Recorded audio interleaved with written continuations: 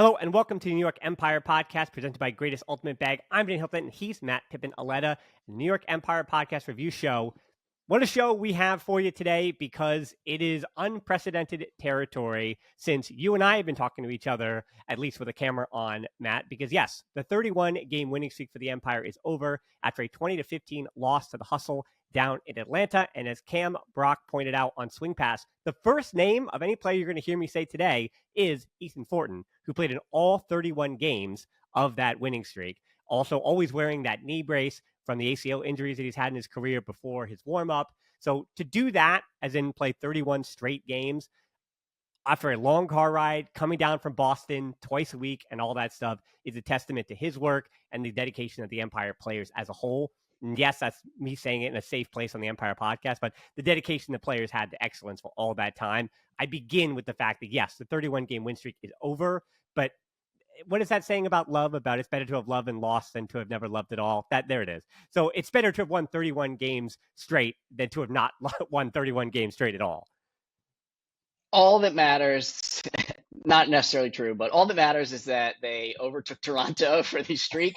And then, who cares from here on out? It's whatever. No, it was a remarkable run of form over a very, very long time. And, win streak, really long, very impressive. Even stretching back before that, it goes back, a few years before pandemic. I mean, the team was really on an upward trajectory that pushed the sport higher since like the end of 2018, basically. So, yeah, it's just very, very impressive. Props to Atlanta.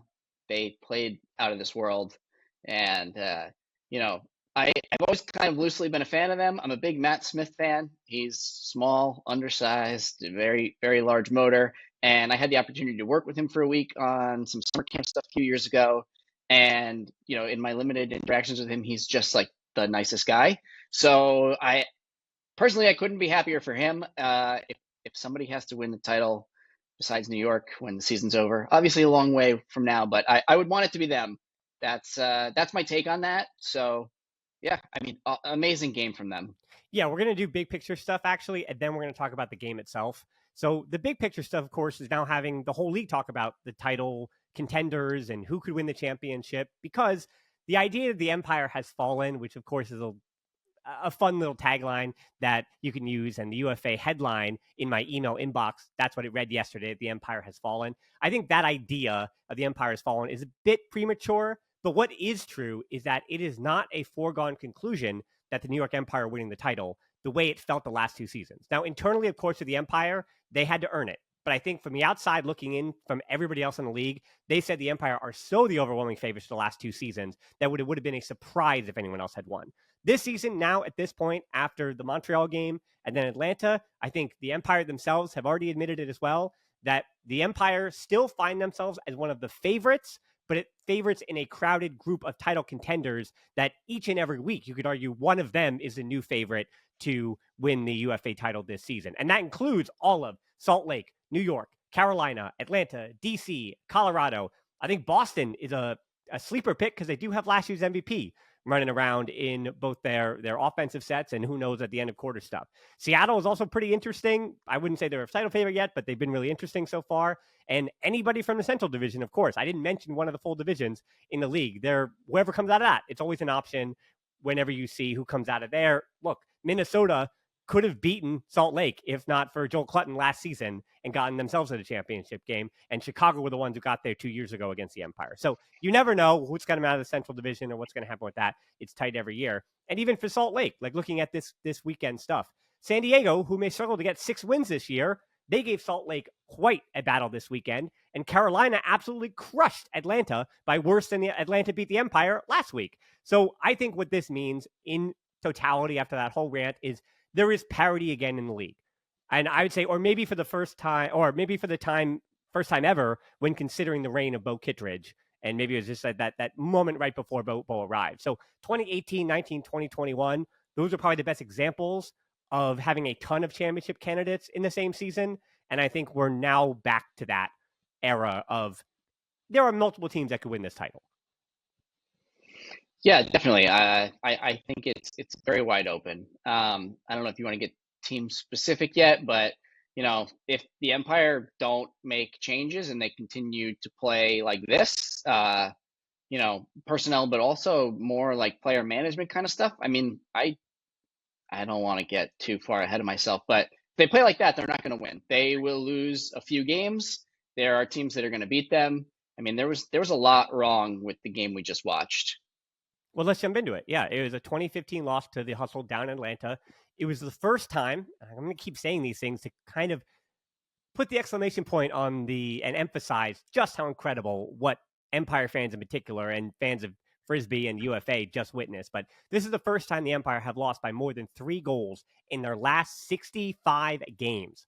I mean, that is ridiculous that Empire fans have not been down by, well, they have been down, but they have not lost a game by even 4 goals. It's been 3 goals or less for 65 straight games.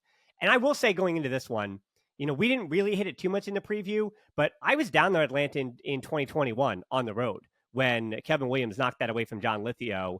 And again, at the time, 2021, the Empire did not feel as dynastic as they did in 2022 and 2023.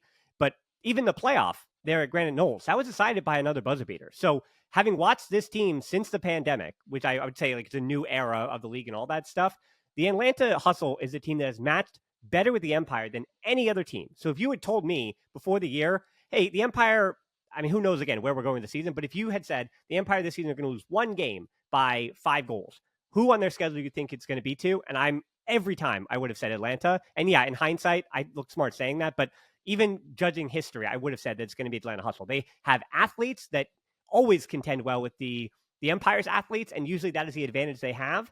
And every 50-50 chance in that game, the Atlanta Hustle came down with. Every moment that I could say, well, usually that's a spot where this player does this or that player does that. But no, it was an entire team effort from both the Hustle and in theory, it was the Empire struggling as a unit that the 50-50 balls all went Atlanta's way. And we can talk about the X and O's as to how that was set up, why that happened, personnel, whatever. But it simply is you come out of a game saying, if the Empire ever won half of those 50-50 balls that they usually do even or have in the past or they might this season, then that game is closer. But Atlanta just won every single ball they had to win, or disc they had to win, I should say. Those 50-50s were also, they were just bad. They weren't even really 50-50. I mean, I guess by definition, they were exactly 50-50. They were just bad. A lot of bad shots. Haverfield threw a really awful throw, and then some of the buzzer beaters were, they're not really 50-50. I mean, Yacht is throwing a buzzer beater to Rushmeyer Bailey, just like a low throw. I mean, there's so many things. The end of quarter management was bad. That's like the first thing on my list. It was just straight up bad. The first quarter, they had a bad lineup in. They didn't have tall people in. I mean, you have some tall, very amazing athletes out there that, nobody's going to be Jeff Babbitt, but you can put other people out there that can help. I mean, Antoine could have been in the end zone. Marquez could have been in the end zone. Jeff Holm even. I mean, you could have put tall people out there, and they ran a normal a normal offensive set with about 18 seconds left. 18 seconds is not enough time it's enough time for a full point if everything goes great. But Atlanta can see the clock. They know how much time is left. So they just say, like, all right, let's just not let them score. You can give up an under or two. If you give up an under or two and, 5 seconds come off each stall, all of a sudden it does turn into a buzzer beater. And then it turns into a buzzer beater where Yacht is throwing, and like he made an okay throwing choice, and given where everybody was on the field, I can't fault him for that throw. It got nicked down at the very end. It was close, but like there were no big bodies in the end zone. I mean, that's just bad player management, bad coaching. Second quarter, same thing. They threw out a regular O-line with like 6 seconds left. I mean, that's horrendous. Like, there's just no way around that. That's awful. And I know for people who watch the game, which I assume if you're listening to this podcast, you watch the games. Brian Jones and Evan Leffler mentioned it, like Brian Jones couldn't believe what the lines they were throwing out, these end of quarter situations. I mean, it was, I just don't know what they were thinking. It's 6 seconds. Throw people out there. 6 seconds. You don't run out 4 small handlers, hybrids, and just call it a day. I mean, that's how you lose. Atlanta won for so many different reasons, but all of those end of quarter factors, I mean, it was horrible, just straight up horrible. Yeah, and Evan Leppo wrote about this in the Tuesday Toss, mentioning that Anthony Nunez after the game had mentioned that there will be sweeping changes, and I think it cannot be understated. And yeah, there might be some naivete in the second week of the season, but it cannot be understated that Jeff Babbitt was the end of quarter cheat code for this Empire team for 7 years. 7 years. They not say you didn't have to think about it, and yeah, there was strategy involved, but he really was a huge part of a whatever you want to call a strategy. Because and Lithio the same way. Lithio was 6'5", and so you're even if you're throwing out Jeff Holm and other bigger bodies, like even Antoine and Marquez, how many of those end of quarter situations were Babbitt, Lithio, Yacht? And one of the three of them winds up making the play because the other two are also attracting that gravity. So even if you're throwing out Antoine and Marquez and Jeff, it's going to take, I think, a little bit of time to even figure out, all right, who's the body that takes the front position, or depending on the different reads, and setting up where you are in correspondence to your teammates and trying to figure out what roles even in end of quarter situations those players are. So I do think that, and again, Anthony mentioned that it's to be expected that your criticism, I think, is completely fair. And it is certainly, I think, for the Empire, let's say it this way, that to get this wake up call now in week 2 is almost the best case scenario. That, yeah, you don't want to have been punched as hard as you were, but I mean, they were punched as hard as you could be punched for a team that, again, has not faced much adversity now for a full 2 seasons, to their last game in September of 2021. So you're right to have to dissect so many issues across the board, both offense and defense, which we're going to talk about a little bit more now, and then end of quarter situations as well. Having taken L's in all 3 of those major categories in UFA strategy, that means that there's big changes to come, but now you also have 10 games to sort out those changes. So again, I'm here to find silver linings, right? And kind of, and with while not say mitigating your criticism, but I want to flip it a little bit here, also being, Mr. Half Glass Full here, because I don't want to also make sure with how frustrating the Empire were for Empire fans or fans of the pro ultimate frisbee and loving the sport the way the Empire play it, but I want to make sure I don't take any credit away from Atlanta, because as I said, I want to give them the hustle credit for playing the best game in their franchise history, because even a second version of that was probably the loss in 2021 to the Empire might have been their other second best game in their history. They gave the Empire not only their best shot, but they did it at home in front of their own crowd. They gave them everything they had. I mean, Bobby Lay, 39 for 39, 394 yards with 6 assists. He was phenomenal. Absolutely phenomenal. That was probably the best game he's ever played. Exactly. Could he possibly have been better? Now, he put up some huge numbers, of course, with Jacksonville when they needed him to, when he touched it every other for whole swaths of time. But Brett Holzmeyer, 27 of 27, the most completions he's ever had in a game without any throwaways or drops. He was perfect and does not make any of even just the slight little mistakes that you'd expect that he would make in a normal flow of a game. Justin Burnett, the 3 blocks and a goal. Now, I will say, Saul's throw to Jack that Burnett laid out through, it was a bit high. It was released low from his back foot, and it floated too much. But then what Burnett did against Weinberg and Oliver Chartok, and just completely skying the 2 of them together, like Justin Burnett also had 2 of his top, 7 career highlights or 5 career highlights just in that game. And okay, maybe not. No, don't discredit him. I know he's dynamic and he's incredible. No, I'm sure if you asked him, he would say that's old hat. I know. I can do that every day. No, they were great plays for sure. His but Callahan video last year for he's Emory, capable of that on a point by point basis. The last guy I want to mention then for Atlanta though is Jeremy Langdon as well, who arguably, even if the stats didn't blow off the page for you, he arguably had very solid. Yeah, maybe the best game he ever played in the UFA as well. So I mean, the offense for the hustle, they went unbroken for the first 3.5 quarters against New York, which I think that kind of thing for a team in the Empire that broke Salt Lake and Austin 24 times last year at championship weekend, that says, so I know it's so hard to do this with sports, but we have to keep 2 things on our mind at the same time. That the Atlanta offense played the game of their lives and were incredible. I take nothing away from them. But it also, again, we'll talk about the Empire defense a little bit here. They could not take the disc away. As Evan Lepler mentioned in the Tuesday Toss, it was the 150th game in New York's franchise history, and Saturday was just the second time the Empire did not produce more than 1 break, going all the way back to a 31-16 postseason loss against Toronto that I won't say anything more about for your sake. But that was the last. I didn't play in it. I was there, but I didn't play in it. So, well, you also played offense, so that was. Oh wait, no, I wasn't there. Sorry. I didn't have a passport. You would have played offense anyway, so it would have been it wouldn't have been your fault anyway. But anyway, the Atlanta Hustle offense were almost perfect, but more worrying, I think. I think I'd like to hear from you why you thought the Empire D couldn't take the disc away.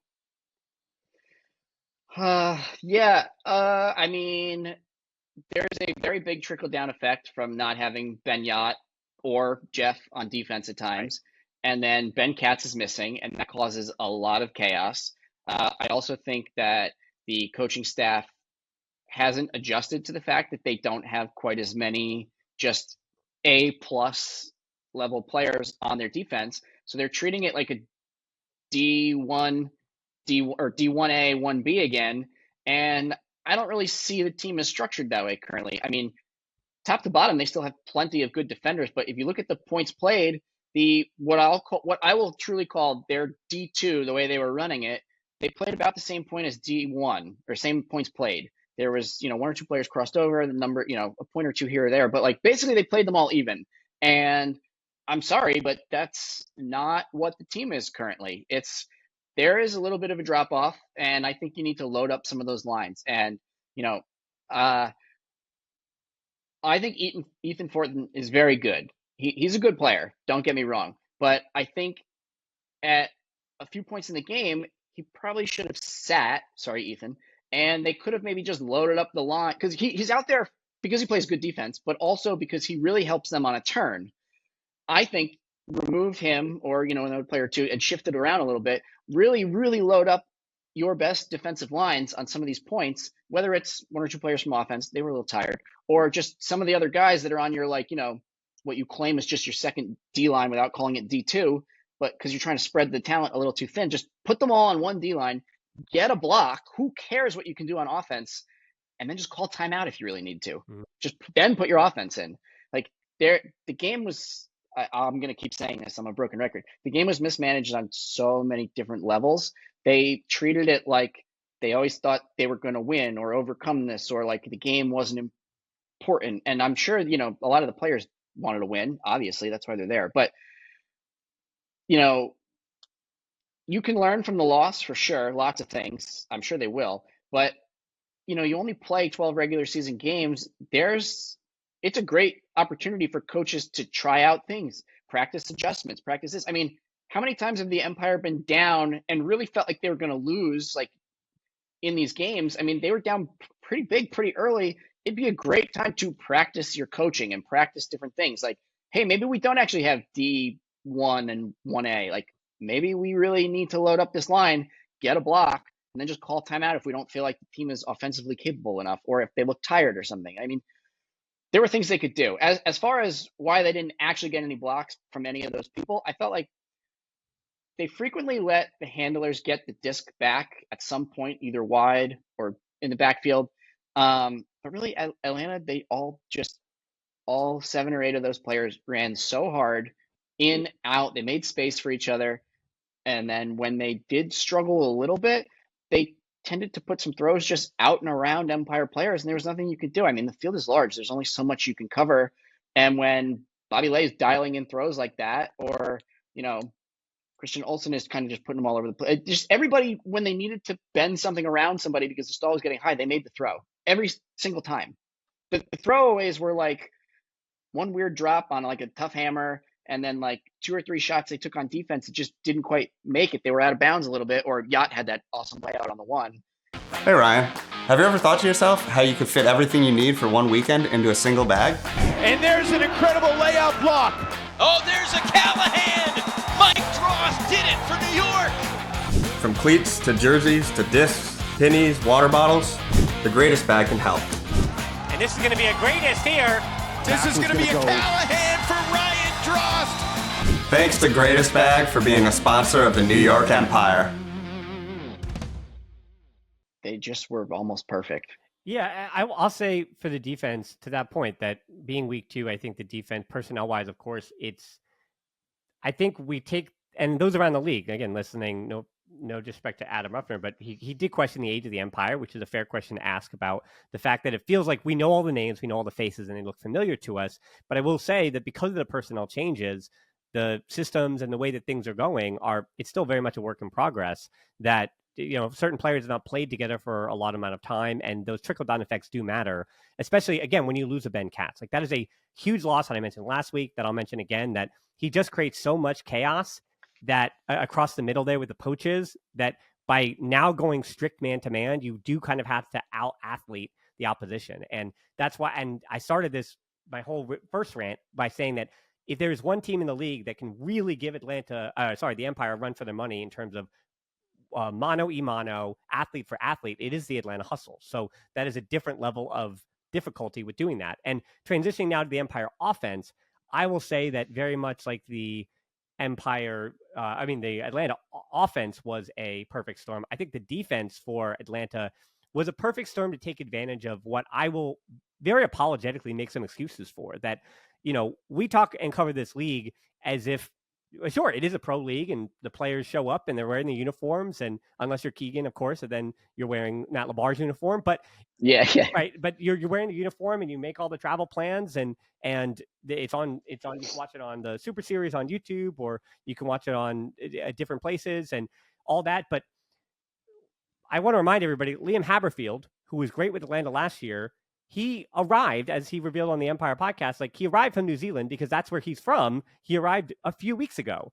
And Elliot Chartok, due to some life stuff, they had only practiced less than 5 times together. And so when you're center handler, and in theory, other than Jack, your top, we'll say, really should be, in theory, Liam, you'd expect to be the top hucker on the team this season. So in theory, your top huck option, or top huck maker option, whatever the term, what's the ultimate terminology for a huck maker, whoever's, Thrower? I'll just go with thrower. Yeah. Your huck, You're one of your more dynamic throwers. Right. Sure. So when you're center handler and you're, in theory, your most dynamic long range thrower, and Ben Yacht, in theory, now you're not even in theory, your star big downfield target receiver. If those three have less than 3 to 5 practices under their belt, I'm expecting these issues. But those issues were going to happen without Elliot Chartok knocking one off his fingertips for a Callahan to Trenton Spinks to make it, what was it, 2-1 at that point, or 3-1, whatever it made it, right? 2-1, right. I think. So yeah. It makes it 2-1, and that's when that moment happened. So for all of what I expected, because I did expect them to offensively take their lumps, especially on those end zone sets where you don't have Jeff at the front cone anymore. So I expected to see that the Empire offense was not going to look as pretty and beautiful. And again, Ryan Osgar gone as well. So those are things that you do not recover from very quickly. And this is not an Empire excuse. That's like across of all sports. Like, that's how dynasties work, and how, personnel changes when you're talking about MVPs of the league, multiple MVPs leaving a team at the same time. So I'm not making excuses. I'm saying I'm expecting to see some of the, you have to chew the rocks, or whatever the metaphor is. But more particularly, the 3 I'm mentioning, Elliot, Liam, and Yacht, together had not really practiced. And if you do not have that simple bailout combination of Elliott knowing where exactly to find Liam in the middle of the field, and then with a power position finding Yacht, and having that be automatic, it's going to take a few weeks. So I'm expecting that, but let's revisit that conversation, I'd say, by week 7 or 8. And I know we have more podcasts to do before that, but as I said, I'm going to revisit that relationship by week 7 or 8.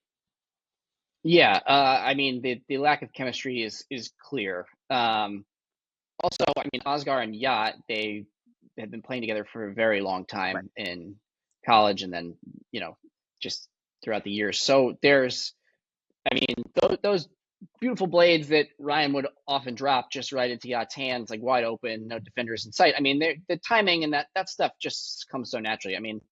I can play Wildwood or some other silly tournament with some friends from college still, and I feel like we're on the same page. Like, I know where they're moving, they know where I'm moving, and we haven't even played together for, we play together once a weekend for a year, and that's it. But it's there. The muscle memory is there. Well, so clearly they don't. They remember that you're left-handed. That's really important. Yeah. Well, yeah. No, I'm the one. Whatever. It's all it all comes naturally when you've played together. So that they are out of sync. That's clear. Yeah. Even so, if you want to get into like a more technical, some of the things that I think the team was missing that might not go as easily noticed.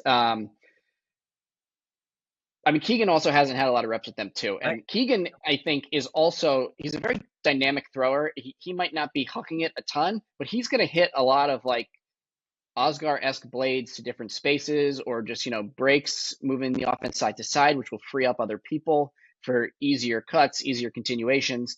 Yeah, so once he's played more, I imagine he kind of rotated in and out as like the 7th or 8th guy in offense on that game. And, given what you were missing and what he can do, I mean, he should probably be playing pretty much every low point once he's like solidified in.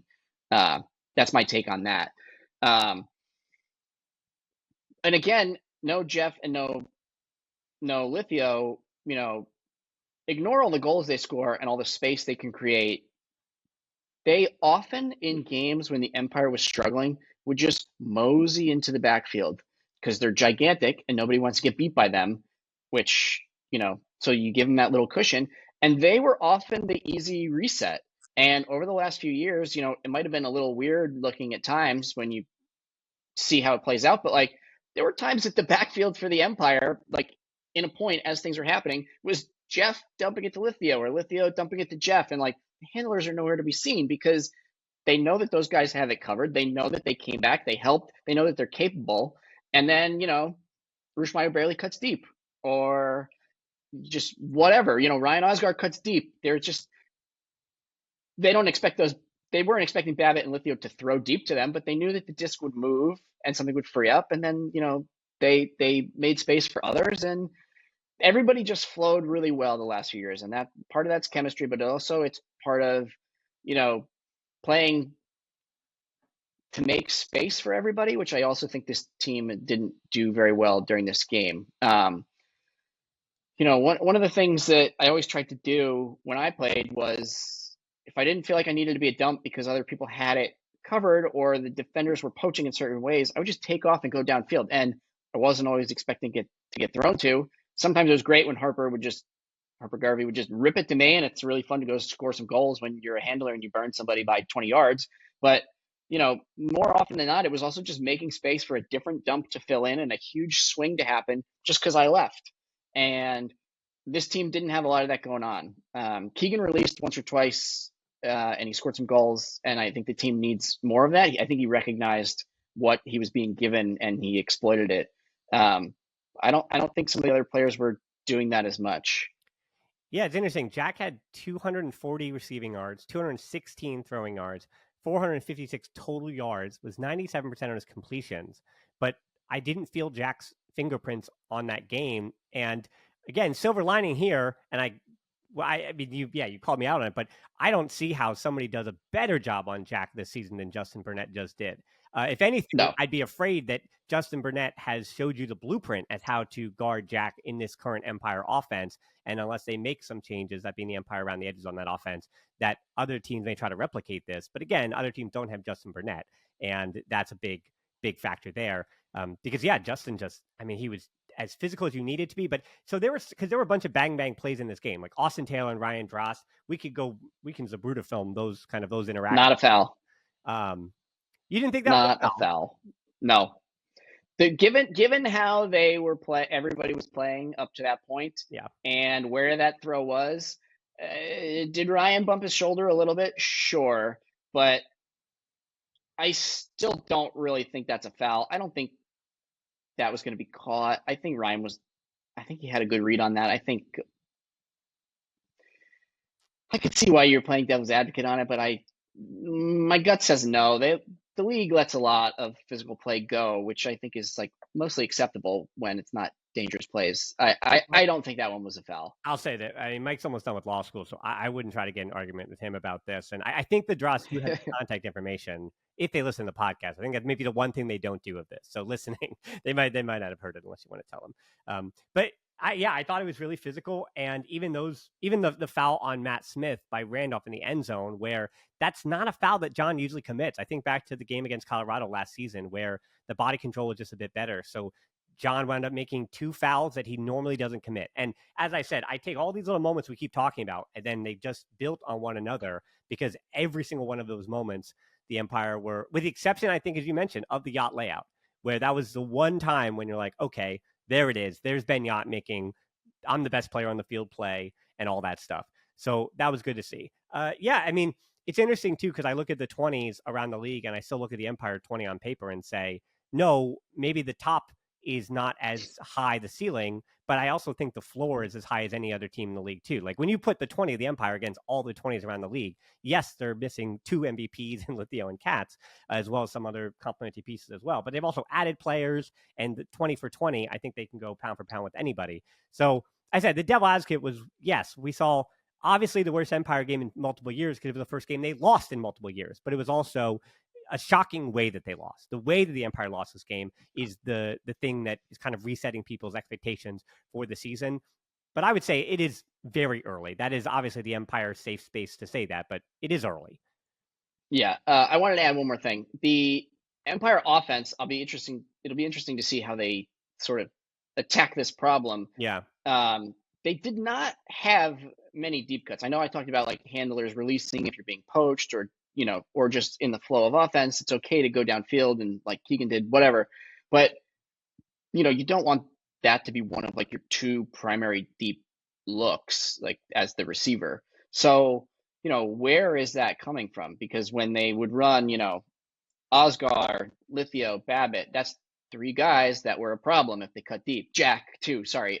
Just it came from many, many places. Mm-hmm. If it's just Jack and he's got the other team's maybe best defender on it and Yacht's got the other team's tallest defender, they need more help. I mean, Jack also probably maybe needs to cut deep more because he is going to beat a lot of people.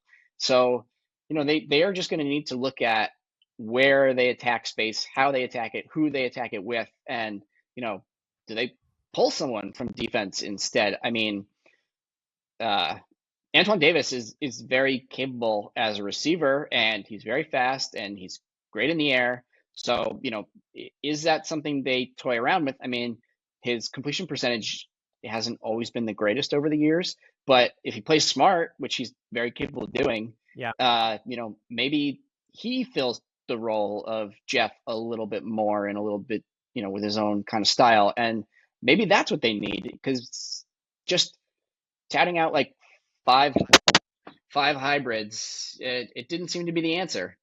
Yeah, Antoine did play offense, of course, back in his days with San Francisco, but also in his days with Atlanta. And we also don't know the ways in which he's truly improved on the offensive side of the ball as a thrower. We haven't really seen that because he's been on the D line, and as you mentioned, they call timeout when it's time.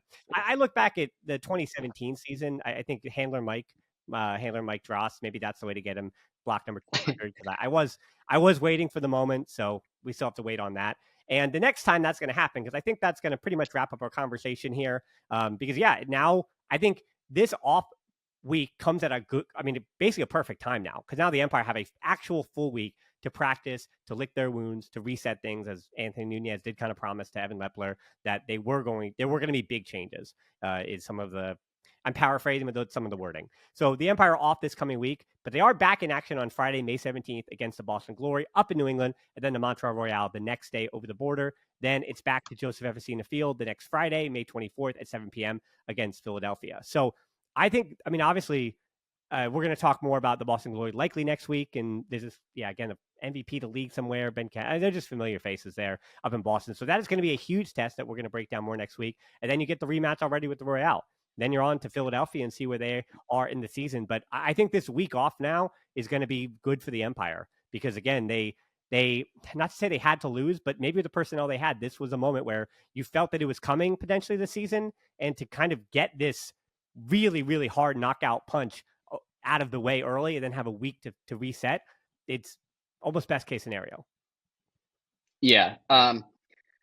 Yes. I just also, real quick before we end, want to give props to Charles Weinberg again. I did last week as well. I thought he was a very, very consistent piece again. He put up good stats. I think he was like second in yards. So he was 40 of 40 on his completions too. No turnovers for yeah. I'm just gonna keep just little plugs about how a very solid, consistent player really is what the team needs at times, and he's done a great job through 2 weeks. I don't think we mentioned him once. Yeah, and he gave it pretty good to old Empire player Mike Kabira, who is, by the way, I know he has a reputation around the league of kind of, being a little too much on social media and things like that, but if you actually talk to him and meet him, he's the nice guy ever. And it's pretty incredible. And around the league, I say it every week about Ben Yacht too. There are guys with switches to flip in this league. And, I'm a guy who never puts my switch on, and you're a guy who never takes a switch off. But for other people like Yacht, off the field, switch off, on the field, switch on, and Kabir's the same way. On the field, switch on, and then off it, he just really, Yacht is a gentle giant. He's great. Yeah. One thing about Yacht, when he got beat by Burnett and I forget who the other player was when they all went up and got swatted away, I don't think he was. I'm interested in your take on this. I don't think he was jawing at Burnett. I think he was kind of amped up that he almost got D'd and he was. I think he appreciated the energy level that Burnett was bringing to that game and firing up the crowd. And Yacht did the little too small thing, but obviously he got skied. So I'm interested to text Ben and see what he was thinking about that. But I don't know. Yeah, it was fun to see what seemed like some camaraderie and competitiveness there without him being. I don't know. Yeah, no, I found that with this team and hearing the players talk, Atlanta is a team that even going back to the 2021 stuff, they like that talk. These two teams together, Liam and Antoine were talking up beforehand, they were talking trash. There is a friendly rivalry between these two teams, and not every rivalry in this league is friendly, and that's what this one is. Even going back to last season, I was sidelined for that game because Lepler and company were up in the booth. And I'm on the sideline, and there were things that I can't repeat on the air being talked about between those two sides. But then after the game, they shook the hands, and Atlanta, I think they thought about that loss last year up in New York, and they wanted to exact some revenge. And I think it's also very helpful to that point that a lot of the leaders of these teams, or the faces of these teams, it is, as you've said, impossible to hate Matt Smith. Physically impossible to hate Matt Smith. He's one of the nicest people. He works so hard, and especially for anybody like us over 30, he just defies time and makes it all look easy. So when that's your figure and the guy, because even the Empire, as we say through the years, as much as Ben Yacht, people might try to make him a villain, the team also has somebody like Jack and someone like Charles and players like Marquez and John Randolph. And has John Randolph ever, does his mouth even go into a frown? I don't think so. But it's not in a perfect smile either, but he's just such a pleasant person, and he's just a great player. And when that is kind of the makeup of your team, it just makes a friendly rivalry and not something that's more hot-blooded. Like we do. There are some rivalries around this league that are that get a bit testy. Do you hate, is it Toronto that you don't like? I don't. Let me say this. In all the years we played Toronto, I really only disliked one or two people. I truly thought that you're fine. No, I won't. Yeah. One of them literally punched me once while running past me, and it was not caught by any officials or anything. He just punched me square in the chest. That was kind of bizarre. But anyway, yeah. Truly, most of them were very friendly. They thought they were better than us, and it always put us off. But when it came down to actually playing and the use of integrity calls on occasion, I did think that I enjoyed playing them. I didn't, I hated that they beat us so many times. I didn't actually hate them. I disliked some other teams more, if I'm being honest. DC was always a little fake nice. And then the second they had a chance to overturn an integrity call that was, really poorly called by the officials, they were nowhere to be seen, and they were just a little unpleasant. So yeah, they were, same with Montreal on occasion. So yeah, no, as much as I really ham up how much I hate Toronto, the Rush, they're fine. Well, as we learned this week, but anytime the Empire can stomp them, especially in front of their alumni for alumni weekend, or we can break their records, any of that stuff, I'm all for it. But if I had to go have dinner with a bunch of them, I'd have a nice time. Yeah. All right. Well, don't tell anyone I said that. No, I don't know how many alumni of the Toronto Rush 2013, 14, 15 seasons are listening. But if they are, again, I want to thank them and everybody else for listening to another edition of the Empire Podcast. Again, it is going to be now, as we know, a pretty interesting season with the Empire, again, falling 20-15 to Atlanta Hustle down in Atlanta. And remember, Friday the 17th up in Boston. So watch UFA.tv for that one up in New England, or head up to the game. Then the Montreal Royale over the border the next day. Then it's back to the home place, and then Joseph F. Facina Field, Friday, May 24th at 7 p.m. So for Matt, Pippin, Auletta, myself, Dan Hilton, get your tickets early, and we'll see you soon. Very curious to see how end of quarters go against Babbitt. Just wanted to throw that in. We'll talk about it next week. I know, but yeah, All right. We'll see you soon.